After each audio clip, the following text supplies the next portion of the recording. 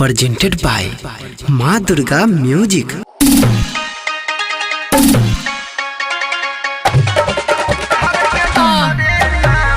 DJ Sumit Satish रैमा।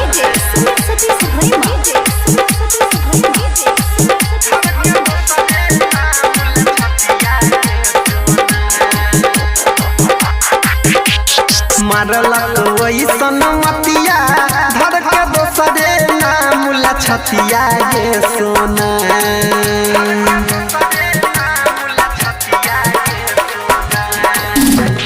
मारलक वैसन मतिया धर के दोसरे नाम लछतिया ये सोना। ये सोना दोसरे नाम लछतिया ये सोना। ये सोना कोनो जगनिया चलाई देलक हमारा पर टोना। गे सोना कोनो जोगिनिया चलाई रे देलक हमारा पर टोना। मारलक वही सनमतिया धर के दोसरे नाम लछतिया गे सोना। गे सोना दोसरे नाम लछतिया गे सोना। गे सोना कोनो जोगिनिया चलाई देलक हमारा पर टोना। ये सोना कोनो जोगिनिया चलाई देलक हमारा पर टोना। अभी आप सुन रहे हैं तेनवानी से माँ दुर्गा म्यूजिक की प्रस्तुति।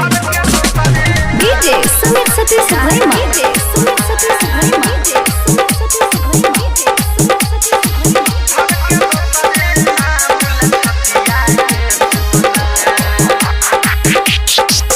केकरा नजर में गरल हमर तोहर प्यार गे। सातो जन्म के सपना भेल बेकार गे। केकरा नजर में गरल हमर तोहर प्यार गे।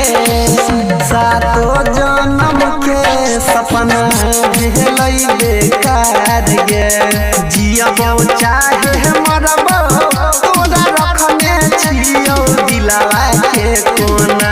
गे सोना रखने छियौ दिलवा के कोना।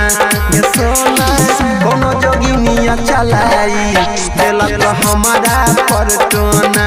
गे सोना कोनो जोगिनिया चलाई देलक हमारा पर टोना।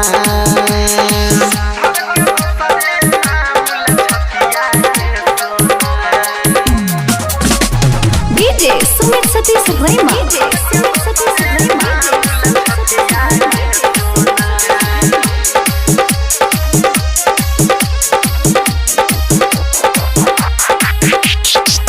काहे ना सो होइल सनहिया काश परवाना के।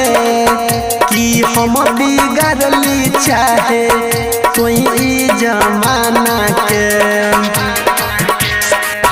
काहे ना सो होइल सनहिया काश परवाना के।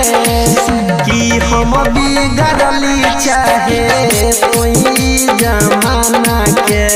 कहो रूपलाल परवीन अनिल मिलतौ अगिलो जन्म में तोरोना।